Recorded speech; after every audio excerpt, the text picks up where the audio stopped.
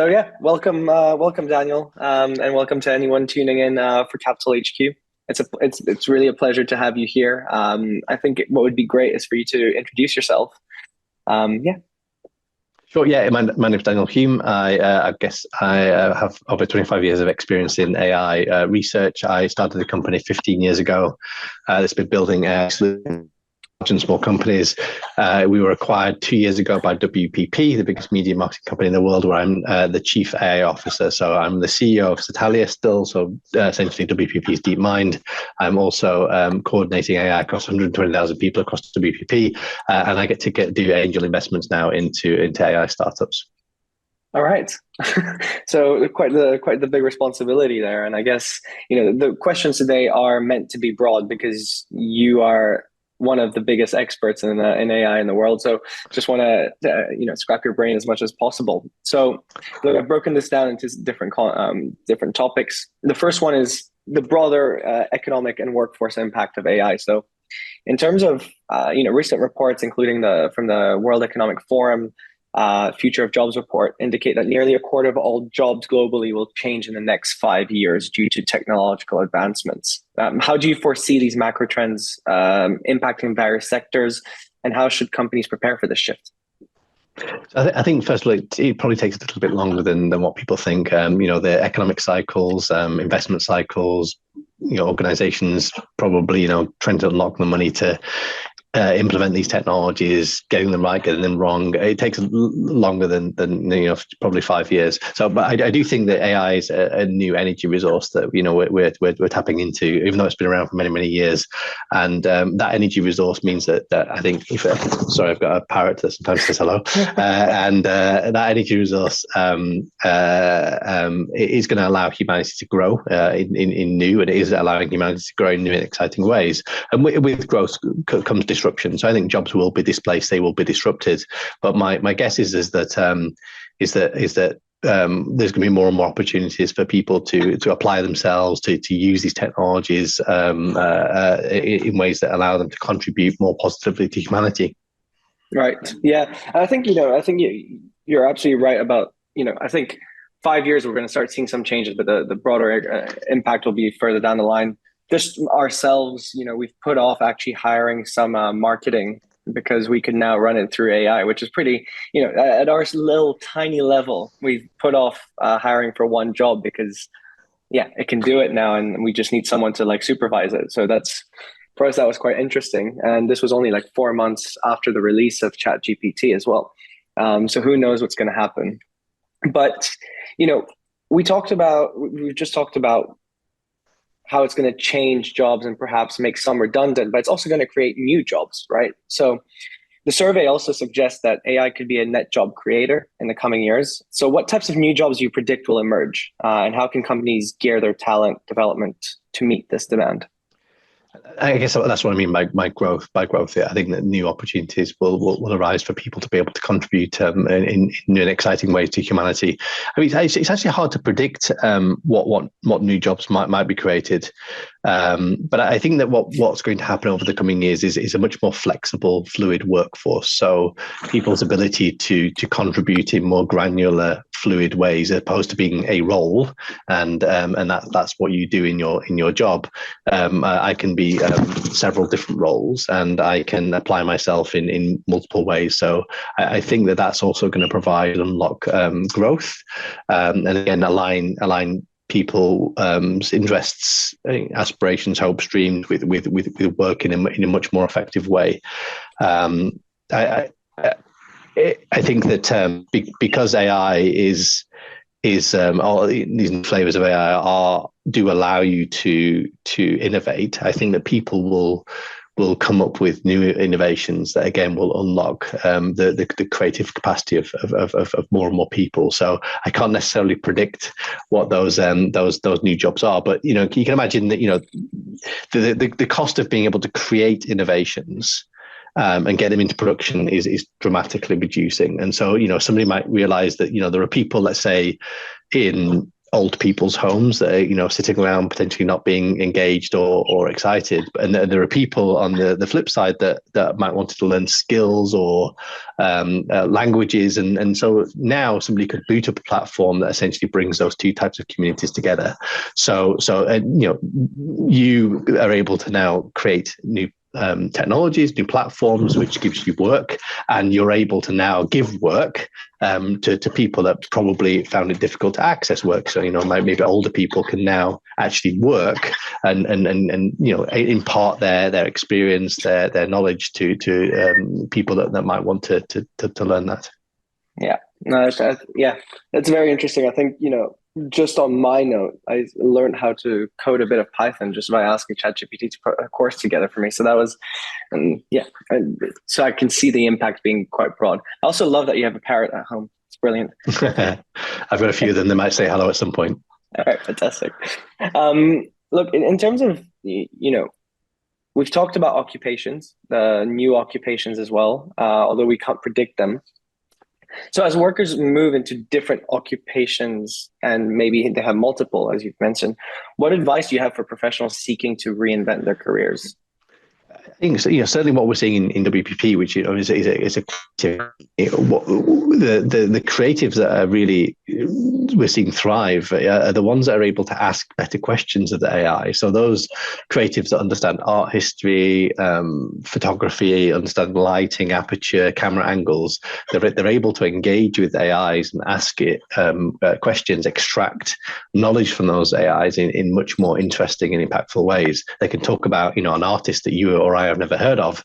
The AI will have heard of it and be able to kind of surface that very, very quickly. So I think that learning how to better use and ask questions of these AIs, whether it be creating imagery or text or code, I think is going to be an important set of skills, and that I guess may require a broader perspective of humanity and different disciplines and topics.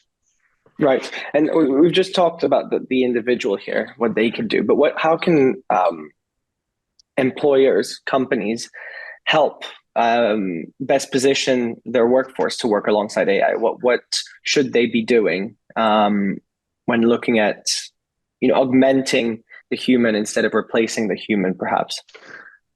So I guess that there are the AI can be used to improve productivity. So it can be used in our tools like Office and Word and all that kind of stuff to help us be faster at writing emails and creating PowerPoint slides, et cetera, et cetera. So I think capacity is going to be unlocked in that way, and organizations might want to think about using that capacity not to kind of do more kind of utilization, but to kind of have people go and train and do innovation and R&D. So productivity is going to be improved, and with that improvement in productivity, the question is, what's the best use of that time? And then also the AI is very good at alleviating frictions or inefficiencies. It's also very good at making things more effective, changing the way that we do things, again, freeing people up to be more creative. And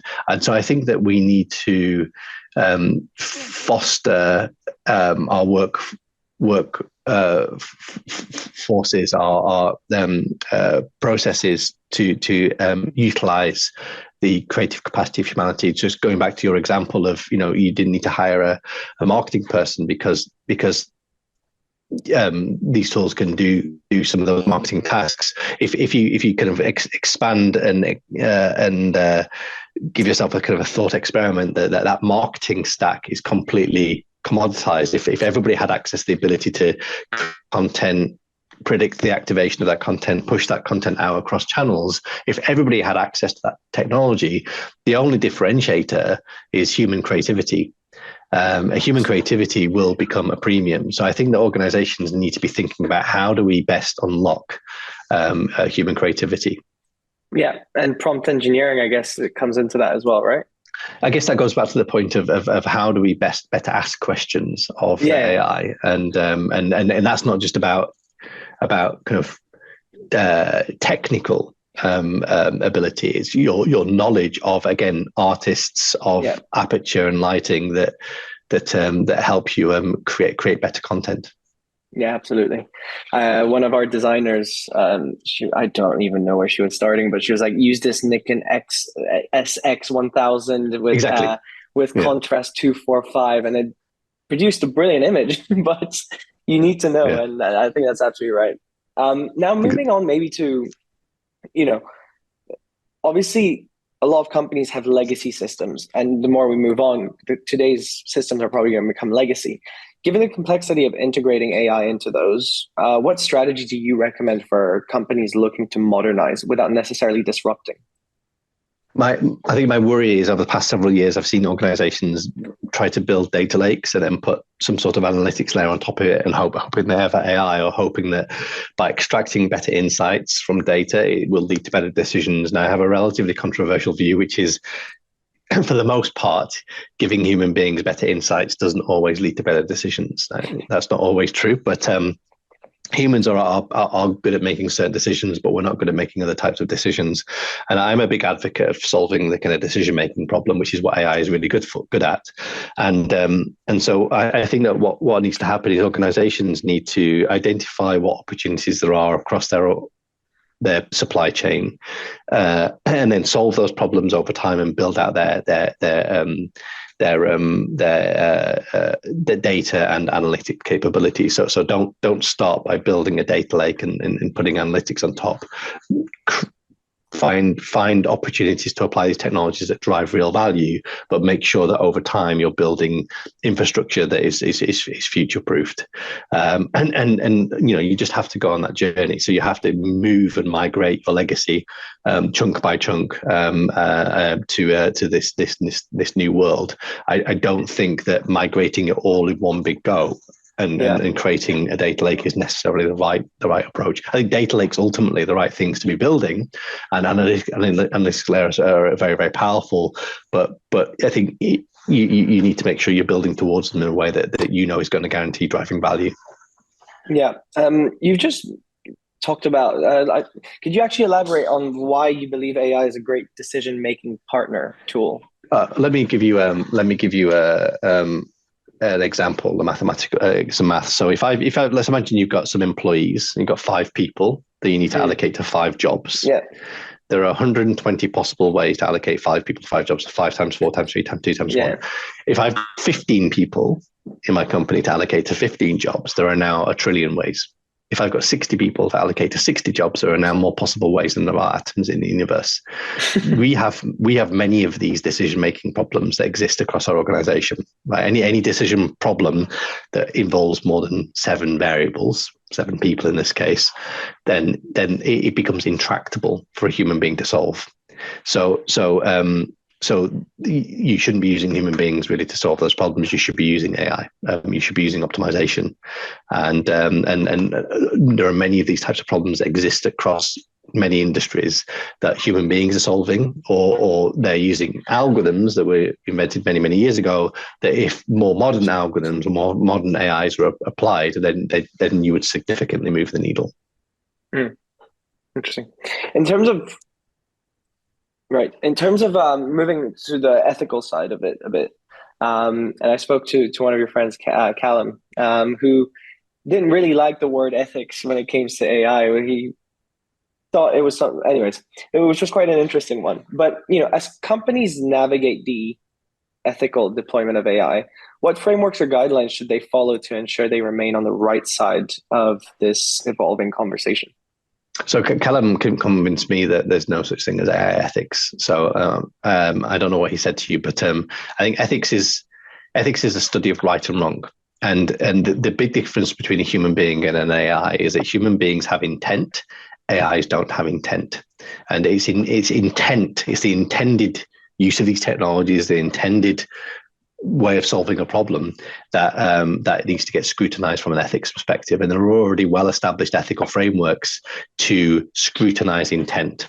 Once you then implement a solution, whether it be a people solution, an AI solution, or any solution, then if that solution misbehaves, it's a safety problem. What you've done is you've implemented a solution that is not designed and is operating in the way that you want it to. And so there are two ways of solving for that, or two questions that you need to ask yourself.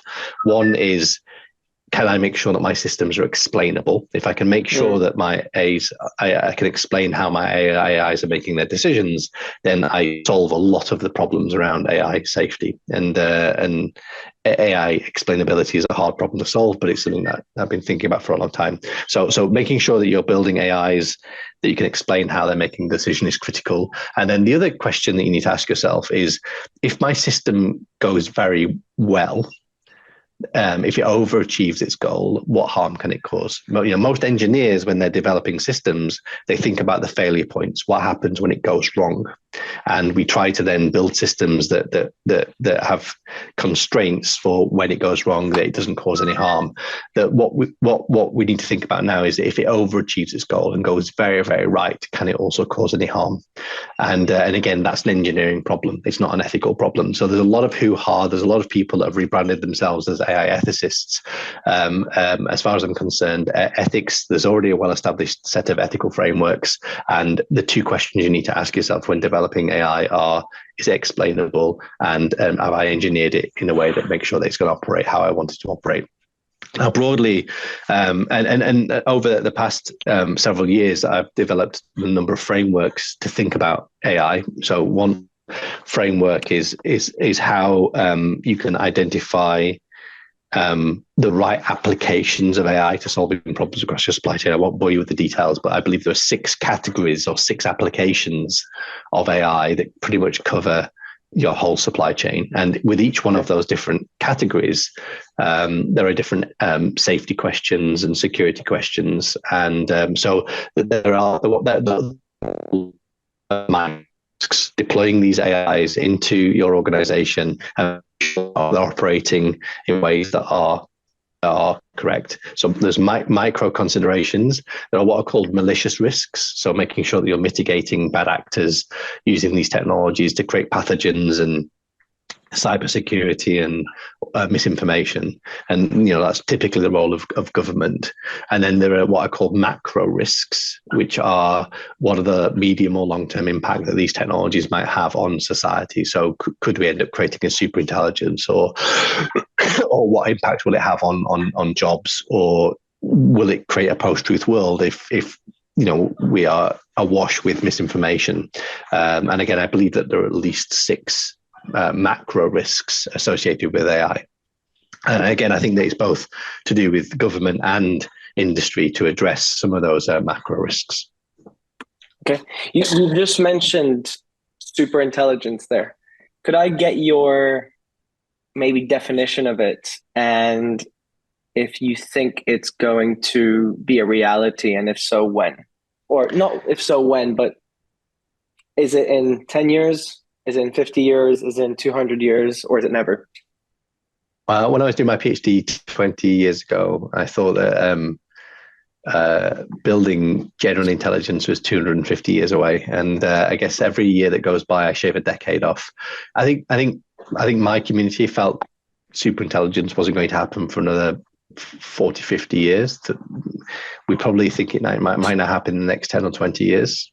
I think that what we might see with large language models, and large language models, I think, are one type of AI. There are other types of AI out there that are actually emerging from academia that I actually think are much more likely to spawn a super intelligence. But the large language models are it's like having an intoxicated graduate, and that over the next few years is going to become like a master's level, and then a few years later it'll probably become like a PhD level. A few years later it's going to become a professor level. So if in the next, let's say, 8 to 10 years we build an AI that is a professor level in every single discipline, then the next obvious question you would ask it is go and build a smarter AI than you. And there is a concept called the fast takeoff, where we go from general intelligence, as intelligent as human beings, to something that is, a million times smarter than us. So I guess the definition of a super intelligence is something that is much, much smarter than the collective intelligence of humanity. Now, some people also think that you don't necessarily have to have consciousness, sentience to have super intelligence. You could build a machine which has an objective, and the classic example is to build paper clips. It could be very, very, very smart at building paper clips, and uses up all of the resources in the world to build paper clips. Which might then destroy itself or destroy humans. But then, some people think that super intelligence, you need to have consciousness or sentience.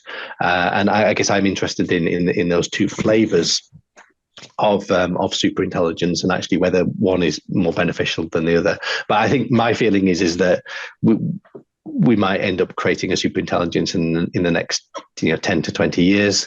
And it's something that I'm very, very passionate about, and actually thinking about how do we create AIs that allow us to mitigate the risks associated with super intelligence. And you talked about just now that university papers, research is coming out that you believe will get to a super intelligence before that. Could you maybe talk a bit about what those are?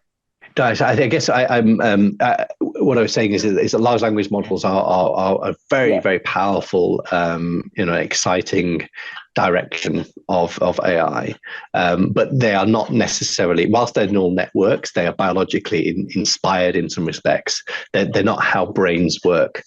So biological brains don't propagate numbers. We propagate spikes. And if I show you an image, I don't activate your entire brain, which is what happens with large language models. I activate only small portions of your brain where that's relevant. And so our brains are incredibly efficient.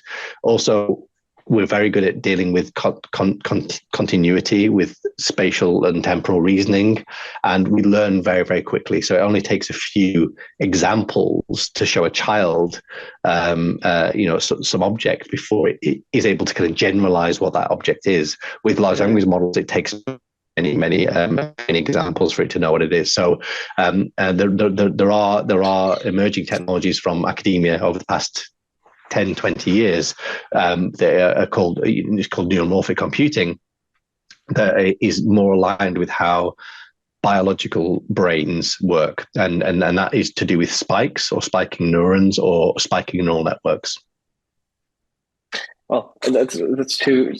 I don't understand that, but I'll take your word for it. Like we talked about the ethics of it, and you mentioned the 6 different kind of frameworks, applications that you've developed, right? I was wondering, where does data privacy come into all this, and what are the best practices for companies to utilize AI without infringing on individual rights generally? I guess, I mean, it depends on what AI we're talking about. I think, if we're talking about large language models, then we work with partners to have our own instances of those large language models on infrastructure that's safe, that's wall gardened. So we're not uploading data to the internet. We're managing where that data goes and how it's being accessed. The infringing of people's rights when it comes to large language models, I guess, is if you're creating content, whether it's ads or anything that from large language models, but it's been trained on information that's copyrighted, you might inadvertently be infringing those copyrights. And in WPP, we are very, very, very careful about the language models that we use, making sure that we're using models that we understand the provenance of where the data has come from. With respect to different parts of our supply chain, for when we're ideating and things like that, we can use certain types of large language models where we don't necessarily can attribute or understand the provenance of data. But if we're creating ads that we're putting out there, we need to make sure that we're not violating copyright. So we're very careful about using the right technologies at the right part of our supply chain. Right. Okay. And so maybe elaborating a bit more on that. I was talking to a friend who's just started a job generally in the AI space, and we were talking about simulated data. What's your take on simulated data compared to where it could be compared to actual data? Could it be the same level as actual data further down the line? I mean, there's a kind of a self-fulfilling prophecy around simulated data, right? That creates a an unfortunate kind of feedback loop, which is you're training an AI on what it wants or what it's producing. There's nothing like real world data to help you identify corner cases and scenarios where things might go wrong. I think one of the classic examples that I don't know how true this is, but you have a Tesla that is able to recognize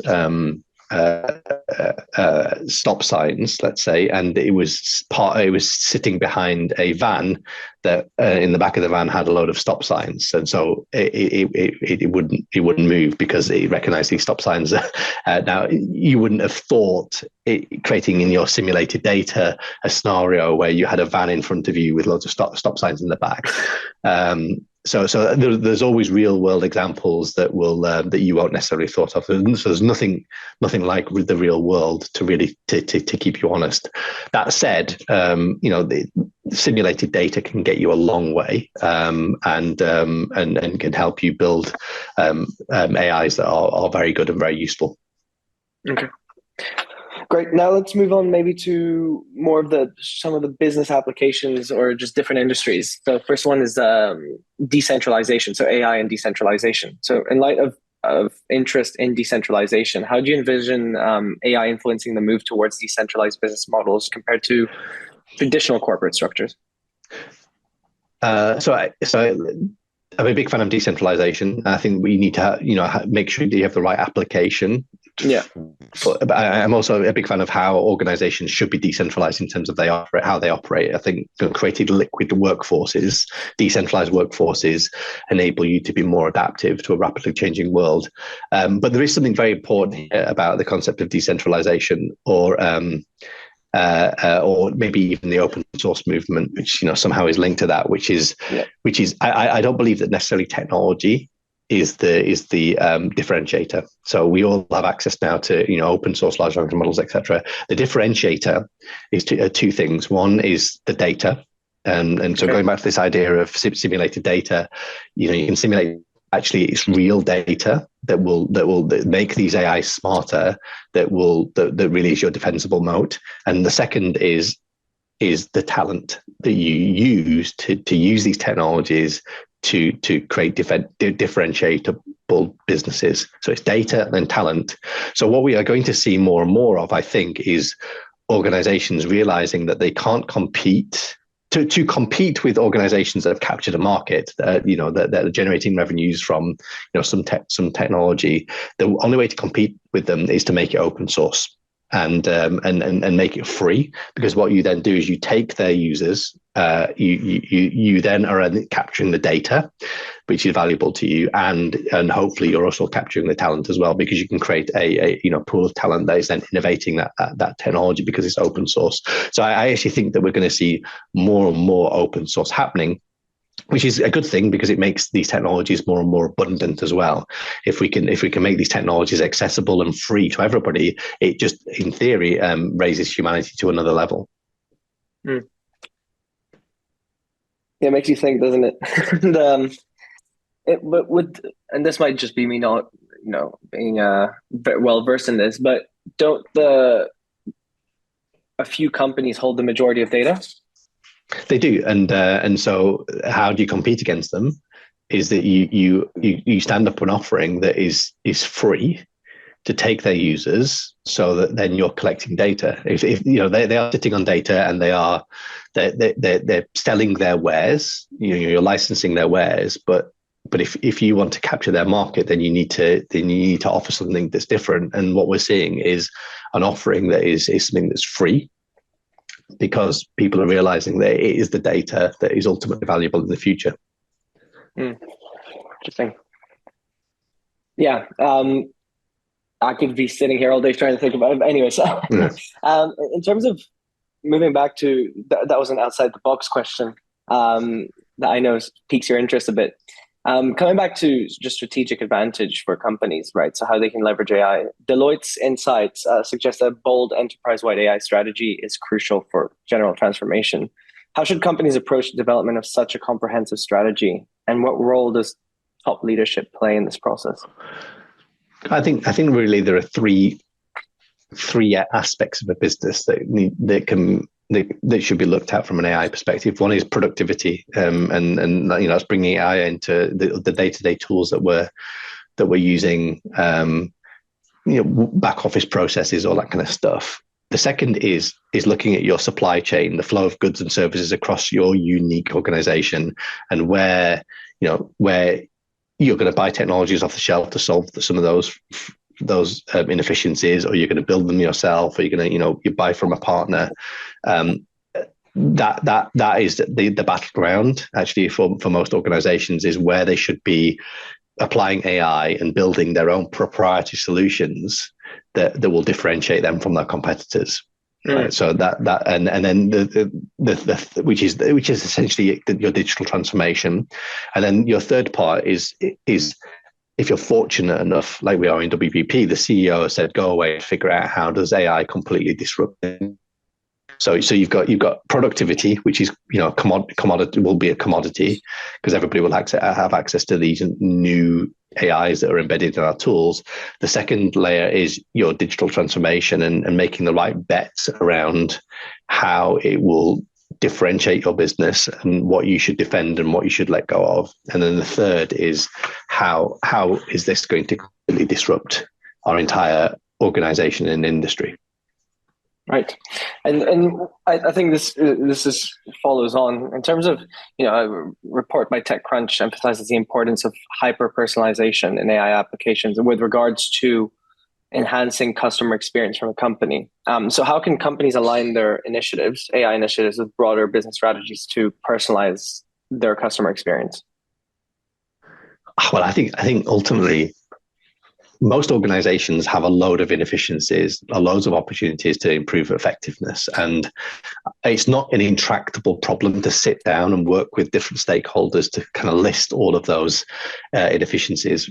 When sometimes they touch the customer, sometimes they don't. But any inefficiency that you alleviate, even if it's kind of deep inside the supply chain, in theory, that's a cost saving that might ultimately pass on to the customer. So I think going through that process of identifying the opportunities of AI, prioritizing those opportunities according to criteria like, is the data available? Do I have the skills to solve it? What's the value to the business? What's the value to the customer? There's a set amount of criteria that you can use to then prioritize them, and then starting to knock each one off, solve each one, and then building your AI infrastructure over time. In theory, all of those benefits will be passed on somehow to the customer. And if the direct customer experience is important to you, then that's just one of your criteria, right? Do I do this project because my customers will immediately feel the benefit, and therefore you should prioritize that over others. Yeah, so just general business strategy with AI sprinkled on top. Exactly. It's ultimately it's the business strategy is to become more effective, more efficient at delivering goods and services to my customer, and AI is a tool to allow you to do that. Yeah. So I think speaking about efficiency, your three things are productivity, supply chain, and then the last one was a longer one, but it's more so around innovation, perhaps, or the freedom to innovate. It's disruption. It's disruption. You might have a strategy now, and you might be able to optimize your supply chain and become very efficient. But is there a scenario where your business model is going to be completely disrupted by somebody that's come along and done it differently? Right. I think maybe 10, 15 years ago, people would call this innovation or open innovation, where they would kind of carve out an innovation team and get them to sit in a different building and try and protect them from the corporate bureaucracy. And their job was to go and disrupt the organization. I think that's absolutely relevant now, particularly with regards to AI for some industries. And so I think that genuinely AI is a threat to disrupt entire business models. And there are some industries and some organizations that should be investing in that. Yeah. So you said that's the keyword, though. For me, it's the should be investing in that. Some, as you mentioned, some companies don't maybe have the liberty of doing both, right? So, what framework would you recommend for businesses to balance the two objectives of productivity, efficiency, and then on the other side, disruption slash innovation? Well, I think productivity and efficiency is that's a sort of bread and butter at the moment. So people are looking at bringing Copilot and whatnot into their organizations.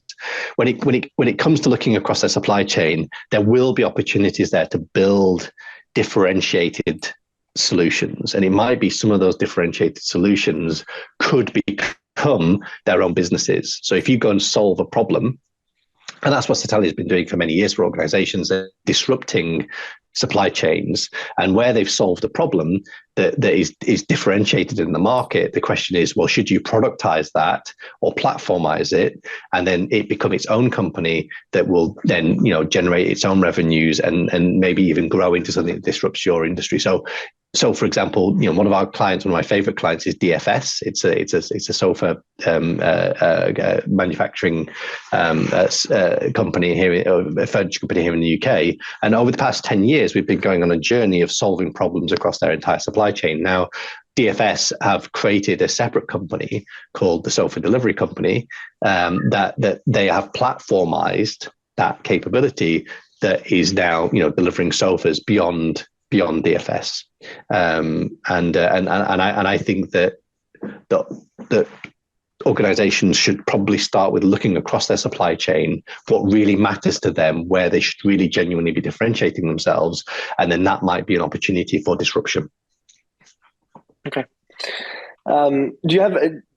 Is there any other stories like that? So not stories, but case studies such as DFS that you can share? Because those are quite interesting to hear. Tesco many years ago approached us to help solve their last mile problem.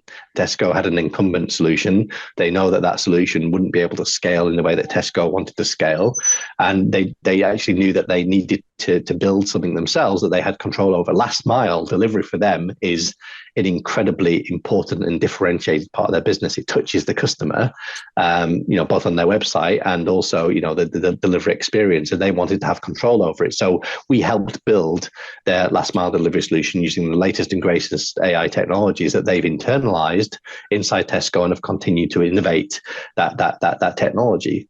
Very, very sensible thing for that organization to have done. It is indeed, yeah. I'm sure you have many more, but we could be here all day. Look, in terms of the business strategy side of the conversation, let's put that behind us now. Just now it's going to be outside the box questions, so it'll be a bit everywhere, just on your opinions on it. So first of all, some of these are bigger questions. So for example, the philosophical impact of AI. So as AI continues to grow, do you believe it will prompt a philosophical shift in how we view work and productivity? And if so, how? What I would like to see happen is incentivizing the application of AI to solving problems like food creation and distribution, healthcare, education, these things that we need to survive and thrive as human beings. If there was a way of incentivizing more and more startups to innovate in that space, it probably means that those innovations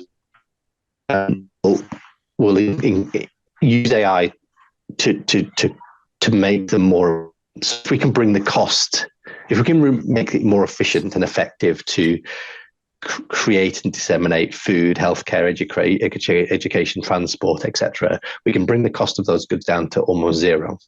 So in a world where the government doesn't necessarily have to create a universal basic income to support people that might not be able to work, all of their goods that they need to survive and thrive are almost free, because we've managed to innovate, use our smarts to make them available. It's referred to as a world of abundance, and Callum, who you've spoken to, refers to this concept of fully automated luxury capitalism. There is a book called Fully Automated Luxury Communism, and there is an argument that actually these two perspectives converge together in some endpoint where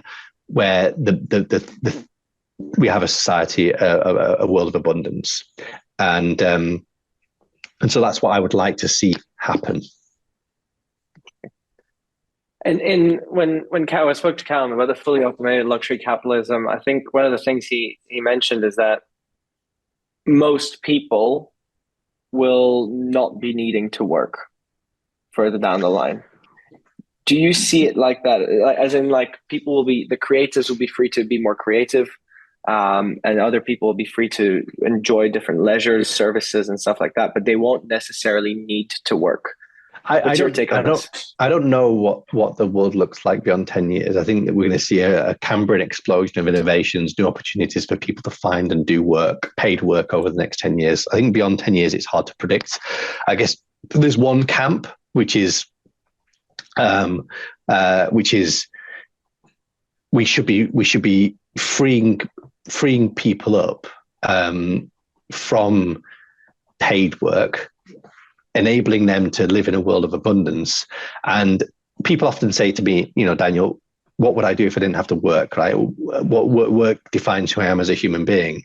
And I know lots of people who don't have to work. They've built companies, they've sold them, they've made money, whatever. Yeah. They're not sitting at home bored and depressed. They use their time and their energy to try and contribute to humanity. And I ask my audiences when I do lots of keynotes on these topics, what would you do if you didn't have to do paid work? And people will still work. They still write poems and play golf and spend more or less time with their friends and family. But people do still do stuff. And, whether that's paid or not, it sort of doesn't matter. You still work. Even though AIs can write poetry maybe better than us or play golf better than us, it doesn't stop us from enjoying writing poetry and enjoying playing golf. And if you keep pushing people, what else would you do if you didn't have to do paid work and everything was abundant? People usually say the same thing, which is they want to try and do stuff that contributes to humanity. And I believe that we all have an innate desire to want to make the world better. And I think there are too many people born in this planet, on this planet, that are economically constrained. And if we can remove those economic constraints by giving people access to food and education and healthcare and transport for free, then I think that those people will then direct and apply themselves in ways that might want to contribute to humanity. So, question for you is: what would you do if you didn't work? I do exactly what I'm doing now. So I'm very, very, very lucky that I do what I want to do, and so I'm very fortunate in that respect. So I'm super happy. But again, most people do say the same things, and it's some balance that we're all kind of familiar with. It's to exercise and spend time with people and play games and read books, but there is this kind of additional thing, which is I want to do something that makes the lives of other people or animals or the environment better. And I don't think we are free enough necessarily economically to go and do that part, which I think actually for me brings true happiness. Now, I'm not saying that we should all go and contribute to humanity, but there are too many people born into the world without even the opportunity or maybe even ever having the opportunity to contribute to humanity. Absolutely. I think at the end of the day, people will still need a purpose, right? Yeah, I say I know lots of people don't have to work, but they don't have no purpose. In fact, actually, many of them are even more purposeful than what they've ever been. No, absolutely. In terms of maybe one or two examples of the question I'm about to ask, but could you share your thoughts on how AI could be leveraged to address global challenges such as climate change, pandemics? You've also mentioned food security a bit there, but maybe within the next 5 to 10 years, how do you see AI leveraging and addressing global challenges? Well. First of all, so I did a TEDx talk a few years ago on the macro impact of these technologies. So I've got at least 6 macro challenges there that I identified out of the backpack. No, indeed. But I mean, so I think if we apply these technologies in the right way, we can reduce the amount of carbon significantly from the creation and dissemination of goods. And the reason why I know that is because when we go and solve like the last mile delivery problem for Tesco or workforce allocation for a big company, we can typically reduce the amount of carbon by 25%. And if you can then co-optimize across supply chains, so make entire organizations optimized, you can get a significantly more amount of carbon reduction. So I think that if we were smart about applying these technologies, we'd be able to reduce the amount of carbon so much that we would easily get control of our ecosystem. There's so much inefficiency that exists in how we operate that AIs could solve for. AIs are being used to try to figure out how to create nuclear fusion. They're being used to advance medicine. I have a personal interest in misinformation and how AIs could identify whether a piece of content is going to be problematic, it's going to trigger a community, and how you could then use blockchain or some other mechanisms to then authenticate that content before it even gets out there and starts causing harm. So I think that AIs could play a part in mitigating the risks around misinformation and deep fakes and a post-truth world. So, and like any tool, it's not good or bad. It's how we use it that is the most important aspect. And I'm very hopeful that human beings will figure out how to use these technologies in a way that will have a net positive contribution to humanity. Yeah, and I think that, again, the keyword there for you is the net positive, which I find very interesting, because my next question was going to be about how worried are you about bad actors in the space, and maybe your colleagues around you who are experts in AI as well. How worried are they about bad actors either developing or using AI? I think it is an absolute concern.